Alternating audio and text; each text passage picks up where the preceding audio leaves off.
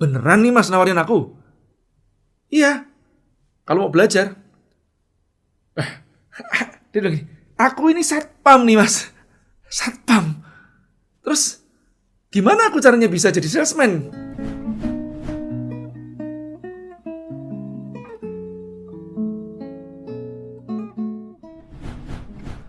Saya memulai bisnis tahun 98 bulan Agustus. 3 bulan berselang, bangkrut yang pertama kali. Kemudian saya mendapatkan investor yang kedua kalinya. Di tahun 99 awal, saya memulai bisnis saya yang serupa, yaitu di bidang industrial supply atau supplier industri. Kerennya sih seperti itu, tapi faktanya sebetulnya palu gada, apa lo mau gua ada kalau udah kepepet seperti itu. Nah, di tahun 99 hingga tahun 2000, bisa dikatakan saya nyaris sendirian. Hanya dibantu oleh seorang sekretaris, Siti Yani, yang sudah pernah saya storykan sebelumnya di leadership yang parah. Kemudian tahun 2000, saya mentok pada saat itu omsetnya di angka sekitar 20 ribuan Singapura dolar. Kalau dengan kurs yang sekarang sekitar 200-an juta ya kira-kira. Nah, saya berpikir, wah ini udah gak ketanganan lagi nih. Ini saatnya untuk meng-hire salesman. Hanya saja pada saat itu ada ego dan kesombongan saya yang mengatakan begini, wah di mana ya saya bisa mendapatkan salesman yang bisa memaintain ya hubungan dengan customer dan juga bisa masuk ke dalam perusahaan-perusahaan yang bisa dikatakan tidak mudah. Tapi karena sudah terlanjur terpaksa, ya sudahlah, saya berpikir siapa ya kandidat yang cocok. Saya lebih memilih mencari kandidat itu di lapangan. Maksudnya di lapangan itu apa? Yang saya temuin secara mungkin tidak sengaja keseharian saya pada saat saya nyales. Dan orang ini memiliki jiwa pelayanan yang bagus. Nah, saya terpikir oleh satu orang nih. Tapi Anda percaya, orang itu siapa? Satpam, security di suatu perusahaan klien kami pada saat itu. Namanya Asia Brown Boveri. Di lingkungan industri muka kuning. Apa yang membuat saya tertarik dengan seseorang sosok ini? Karena dia sangat helpful banget. Meskipun seorang satpam, jangan salah, dia juga membangun kredibilitasnya. Pada saat saya datang, dia menyapa dengan senyuman, seolah kayak bukan orang yang melakukan kerjaannya dengan terpaksa. Kemudian, kadang kalau saya membawa barang berat-berat, karena memang dulu saya ya nyales sendiri, ngangkat sendiri, belanja sendiri. Pokoknya direktur deh, direken batur, atau dijen, direktur ijen. Saat itu, saya terfokus nih oleh satu kandidat, seorang satpam ini. Suatu saat saya mengantar produk saya ke gudang, tapi yang di cabang. Dan kemudian kebetulan dia yang sedang jaga di situ. Terus saya langsung nyeletuk nih ke dia, namanya Dwi Fung Wirajaya Saputra. Saya panggil dia Mas Ipung. Mas, mau jadi pengusaha gak? Saya bilang begitu. Terus dia bilang, gimana mas? Mau jadi pengusaha gak? Terus dia langsung, siapa mas yang gak mau jadi pengusaha? Ya sudah, aku punya lowongan jadi salesman. Mungkin ini bisa jadi jembatannya. Gaji 1,5 juta per bulan. Mau gak ambil? Beneran nih mas nawarin aku? Iya, kalau mau belajar. Dia bilang gini, aku ini satpam nih mas. Satpam. Terus gimana aku caranya bisa jadi salesman? Ya gampang aja, keluar, ngikut aku nyales, nanti belajar sambil jalan. Caddying, saya bilang begitu. Caddy itu kan istilah untuk seseorang yang tukang bawa tas golf ya dengan stick golfnya. Nah, orang-orang caddy ini biasanya karena setiap hari ngeliatin si golf itu, dia juga jago. Maka tidak heran jika Tiger Woods itu adalah anak seorang caddy. Tiger Woods dibesarkan di lingkungan golf karena bapaknya adalah seorang caddy golf. Oke, lanjut ya. Terus kemudian, setelah saya tawarin dia menjadi salesman, dia bilang gini, ini mas serius? Serius lah, emang aku kayak bercanda? Saya bilang begitu. Mas, gini aja mas, gimana kalau aku magang pas jam off-ku? Misalkan hari liburku, hari apa, nanti aku off, aku magang sama Mas Jaya aja.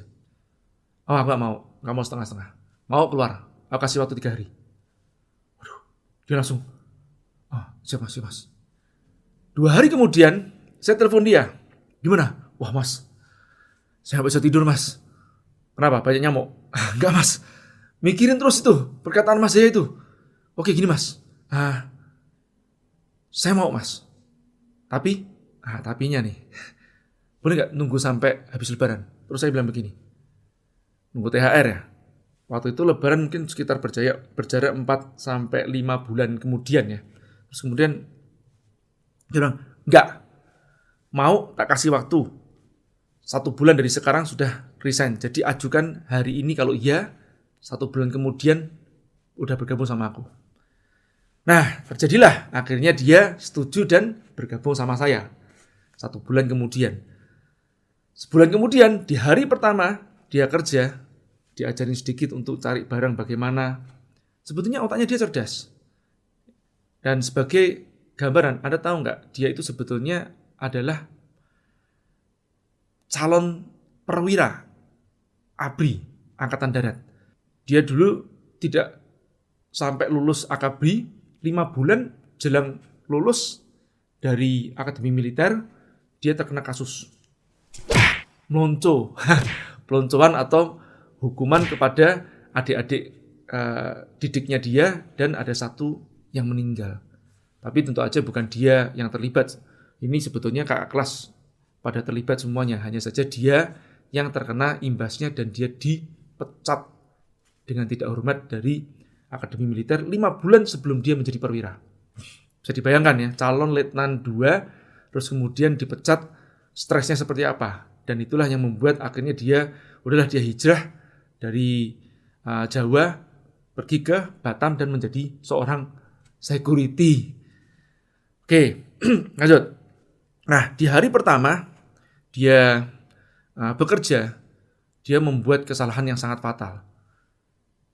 Sampai membuat kerugian $800 karena salah memberikan harga. Waduh, $800 itu ya 8 jutaan lah ya kira-kira pada saat sekarang ini ya.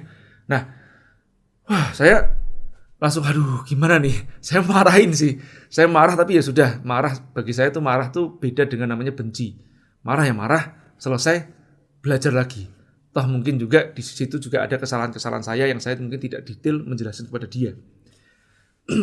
Waktu berjalan, hanya berselang 4 bulan. 4 bulan kemudian saya melihat bahwa kemampuannya dia nyales ini luar biasa. Fleksibilitasnya dia, keluasan dia, keramahan dia, helpfulnya dia, membuat dia ini akhirnya mendapat cop dari saya. Ini orang ini lebih jago daripada aku nyalesnya. Jadi saya mengakui pada saat itu, ini dia lebih jago daripada saya nyalesnya. Dan setelah itu saya mengatakan pada dia, rekrut orang-orang seperti kamu, saya bilang begitu ya, seperti Mas Ipung, rekrut seperti itu. Nah kemudian dia menjadi supervisor dan menjadi manajer, hingga 4 tahun kemudian setelah dia menjadi manajer sales di tempat saya, dia keluar kerja dan membangun usaha dia sendiri, yaitu outsourcing security.